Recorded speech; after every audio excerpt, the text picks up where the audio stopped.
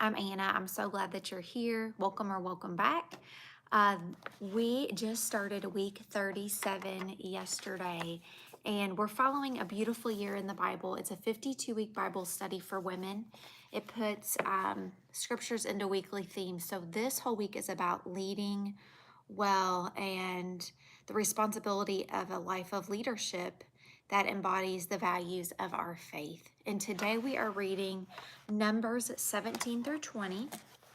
And my reflection question for you is this: in what areas of my life do I need to trust God's chosen leadership instead of striving on my own? Let's get right to Numbers. And if you are new, we meet every morning right around 5:30. And then on the weekends, it's later in the day, random times, but mostly it's about 5:30 in the morning during the week. So Numbers 17 through 20, the budding of Aaron's staff.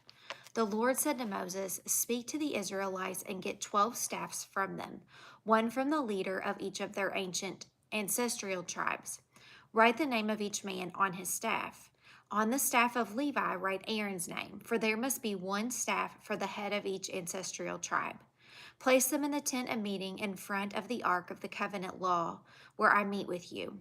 The staff belonging to the man I choose will sprout, and I will rid myself of this constant grumbling against you by the Israelites." So Moses spoke to the Israelites, and their leaders gave him 12 staffs, one for the leader of each of their ancestral tribes. And Aaron's staff was among them. Moses placed the staffs before the Lord in the tent of the covenant law.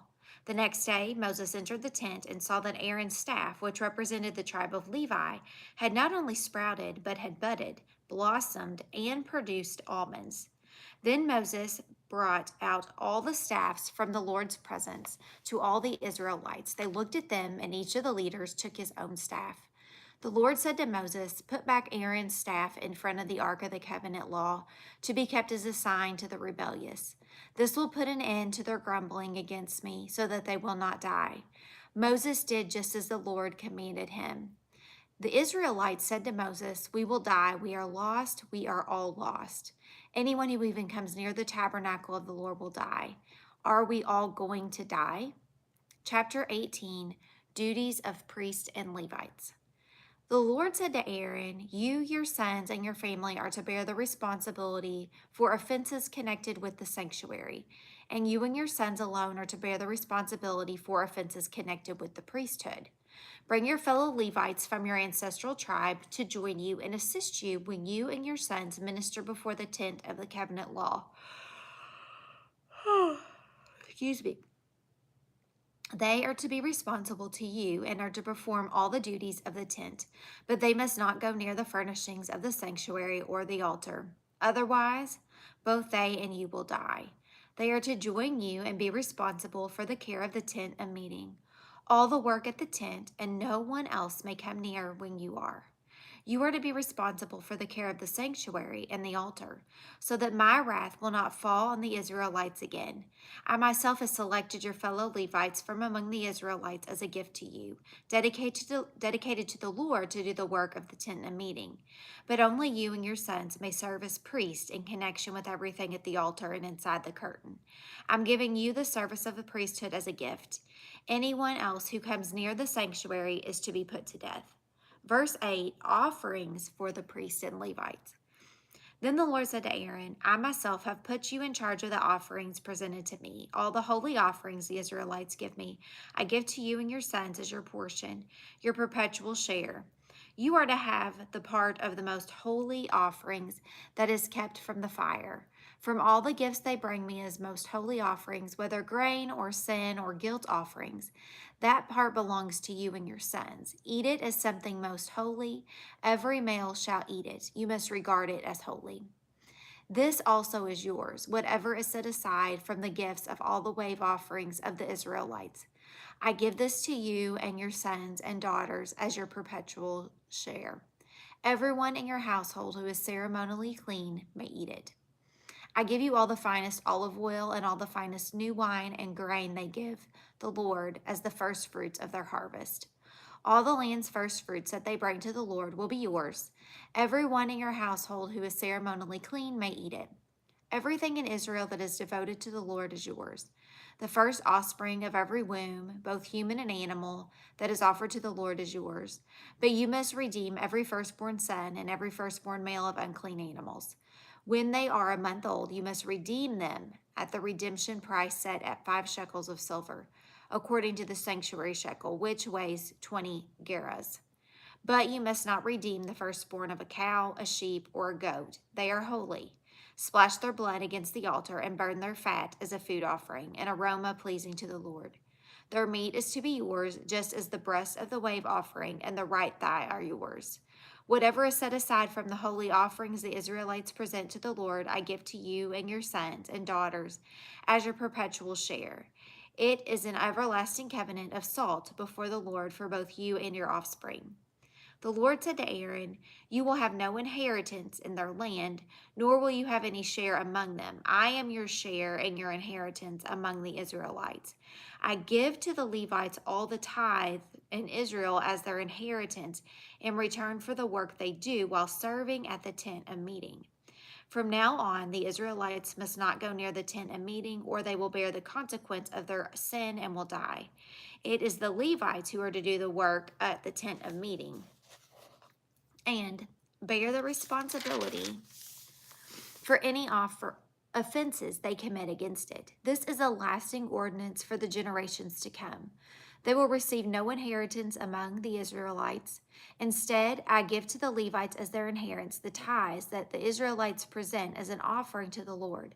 That is why I say concerning them, they will have no inheritance among the Israelites. The Lord said to Moses, speak to the Levites and say to them, when you receive from the Israelites the tithe I give you as your inheritance, you must present 1/10 of that tithe as the Lord's offering. Your offering will be reckoned to you as grain from the threshing floor or juice from the winepress. In this way, you also will present an offering to the Lord from the tithes you receive from the Israelites. From these tithes you must give the Lord's portion to Aaron the priest.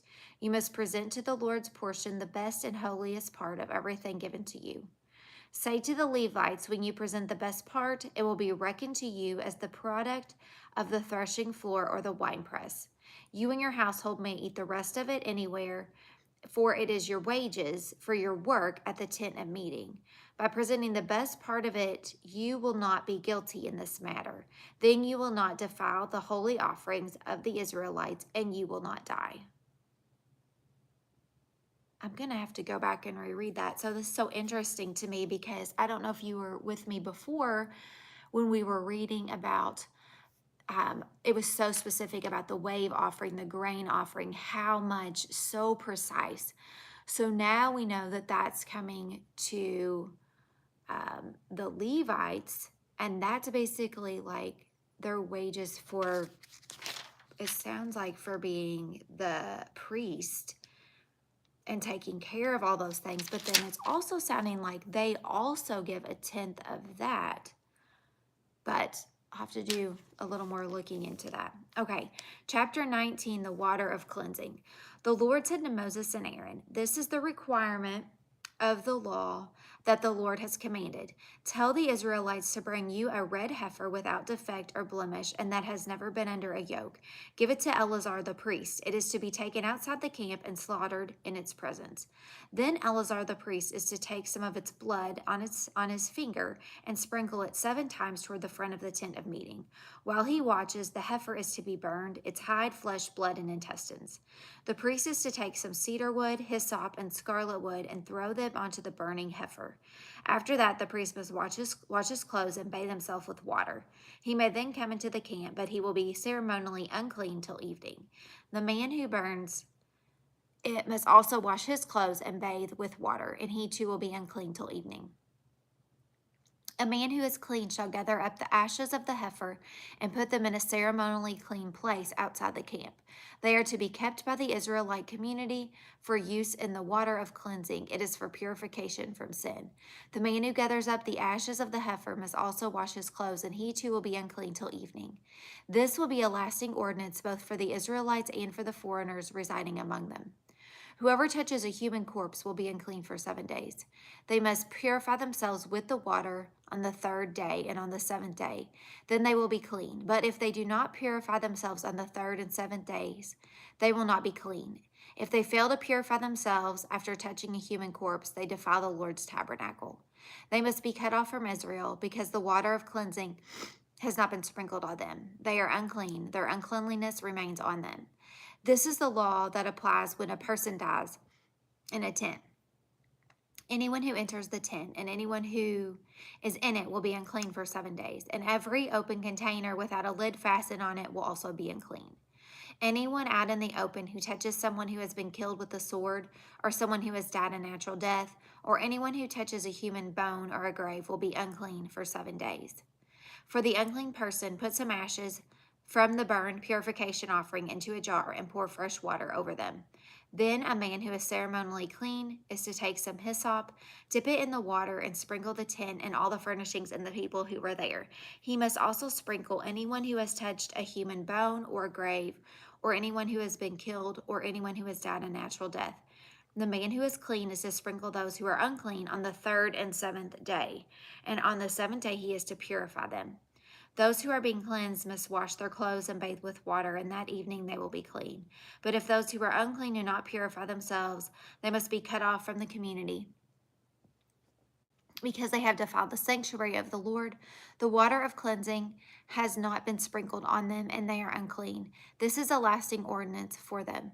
The man who sprinkles the water of cleansing must also wash his clothes, and anyone who touches the water of cleansing will be unclean till evening.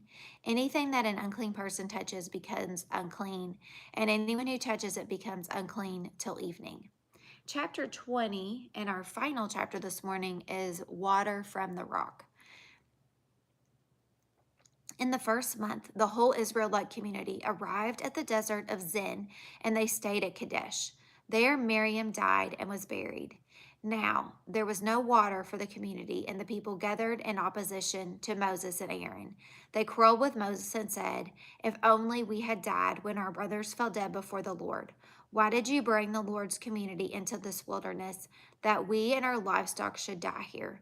Why did you bring us up out of Egypt to this terrible place? It has no grain or figs, grapevines or pomegranates, and there is no water to drink." Moses and Aaron went from the assembly to the entrance of the tent of meeting and fell face down, and the glory of the Lord appeared to them. The Lord said to Moses, "Take the staff, and you and your brother Aaron gather the assembly together. Speak to that rock before their eyes, and it will pour out its water. You will bring water out of the rock for the community so they and their livestock can drink." So Moses took the staff from the Lord's presence just as he commanded him.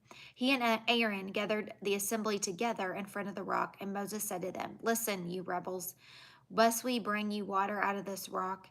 Then Moses raised his arm and struck the rock twice with his staff. Water gushed out, and the community and their livestock drank.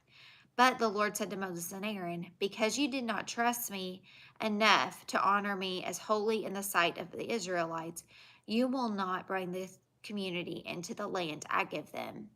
These were the waters of Meribah, where the Israelites quarreled with the Lord and where he was proved holy among them. Verse 14, Edom denies Israel's passage. Moses sent messengers from Kadesh to the king of Edom, saying, "This is what your brother Israel says. You know about all the hardships that have come on us. Our ancestors went down into Egypt, and we lived there many years. The Egyptians mistreated us and our ancestors. But when we cried out to the Lord, he heard our cry and sent an angel and brought us out of Egypt. Now we are here at Kadesh, a town on the edge of your territory. Please let us pass through your country.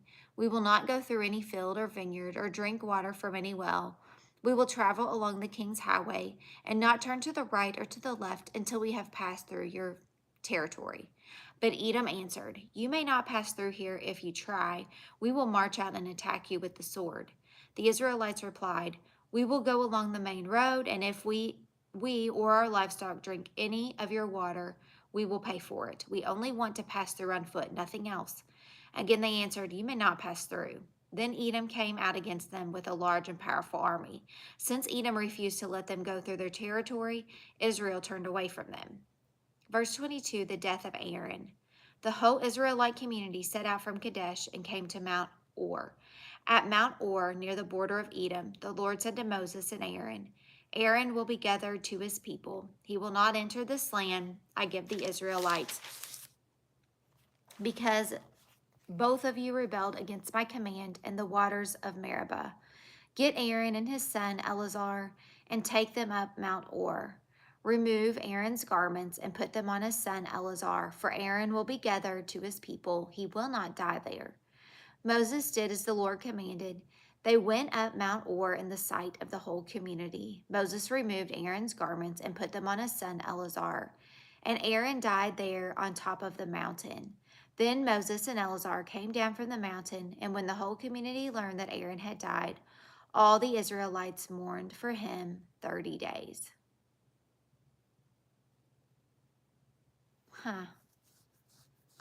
So many questions. I hope that you have a wonderful rest of your day. Great job showing up again today. So proud of you guys. I'll see you tomorrow morning right around 5:30. We'll be in First Chronicles tomorrow. And again, have just a great rest of your day. See you tomorrow.